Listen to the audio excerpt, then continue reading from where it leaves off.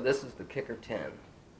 I usually call these the Me Too speaker, and this is why. Hey man, what are you bumping? Pull over. Pull over.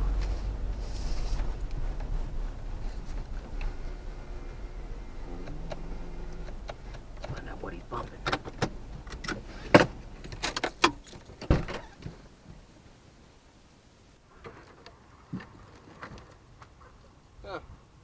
A KICKER 10? Yep. Me too. So that being said, it's got a plastic cone, which that's not bad. I mean, it lasts a lot longer. If you're storing it in a shed or in an attic, the paper cone is not going to deteriorate too much. But this might, this round. But this has been actually in a shed for quite some time. After OGB sold his truck, he had nowhere to put them and didn't have anything to put them in, so he lent this to me for this. KICKER, you cannot go wrong with KICKER. Their RMS rating, I don't know if it says it here on the bottom, it's really hard to turn over. But this is a 2005 model. This was right after their weird looking one. Kind of looked cheap, almost like a Lancer Opti drive. But it's got a rubber boot, really tight. Makes it look really cool. You know, it's got those things. Spring terminals are, I think they're 12 gauge, and they're off to the side. If you can see that, it's kind of hard. Really tight spring terminals, which is really nice. Venting for the magnet, so it keeps it cool. Pole venting, keeps the air cool when it's moving. This is single coils, so it doesn't have the duals. So it's a single 4-ohm, 150 RMS, 300 watt max.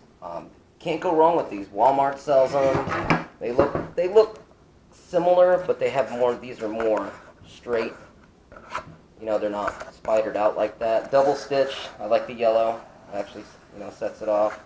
Don't know what the symbol means because the newer ones have the K symbol, their logo, which is actually kind of cool. It's the yellow. Plastics mounting part, which I don't like because you couldn't. I mean, I guess you still could invert them 180 and do them that way, but I don't know how that would work to seal. But this is in good shape. 2005, it's been in, I think, one vehicle, but he had 4 of them bumping in his truck in a F350 7.3. This thing banged hard on a, God, I think it was on a 600 RMS PPI precision power. Those I'm going to be doing a review on soon, the precision powers that he's got. Those are old school regulated amps, and they are really badass. I've heard them before, other than in this. We did a test bump of my car on the Type R that I had in there, and it slammed that fucking speaker. It was awesome. But again, if you want boom for a decent price, KICKER's the way to go. I mean, you get 2 of these, you get a 300 watt RMS amplifier or 600 watt. You can't go wrong with these. They bump, they get the job done, and you can find these almost anywhere. I mean, Walmart, pawn shops. I mean, these things are always in pawn shops. People pawn them and they buy them back, or sometimes they don't. But you can't go wrong with this. So it's definitely a good speaker. And seeing as this is a 2005, I actually have a 1998 version, which they're the same, I guess, series. This is a KICKER comp. This is the KICKER comp. I believe this is their entry level series because it goes comp R, comp VT. Don't quote me. I think it goes something like that. But this is their one in 1998, and this is an 8-ohm. You're supposed to pair it with another one to make it 4-ohm, to put on like a 2-channel 4-ohm. Because back in the day, they didn't have D amplifiers. They didn't have just subwoofer amplifiers. They had 2-channel amplifiers that you would bridge to double the power and make, you know, one mono channel. So if it was let's say a 600 watt 2-channel amplifier, so it'd be 300 watts left, 300 watts right, and then when you bridge it, it's 600 watts. So and then it does the low pass filter. His PPIs don't have any filters. It's just a gain, and I believe that's it. And then you have to get an actual crossover for it. Those amps back in the day were just real deal, man. Just power. That's all they were. This is I mean, you know, the blades connections, that's, and you see how there's two sets, one here, one here, one here, one here. It's so you can parallel them to the next speaker. And I mean, I didn't review this, but you know, I did this in my comparison video about RMS motors, and this is still 150 RMS and 150 RMS. They are pretty much the same.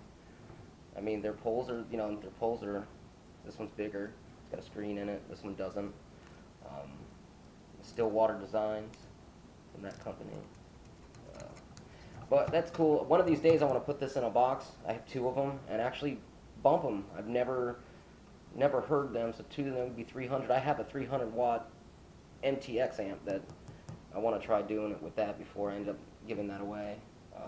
I just finished installing it. There it is. My SCAR 10 was there, but we're going to test bump this. Alright, so I put the speaker in. We're going to test bump it. It's on my Alpine at 4 ohms, which is 300 watts.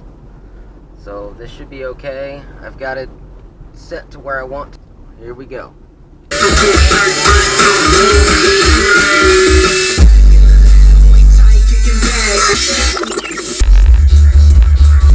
Damn, that booms. Well, as always, man, be well and motherfucking bass on.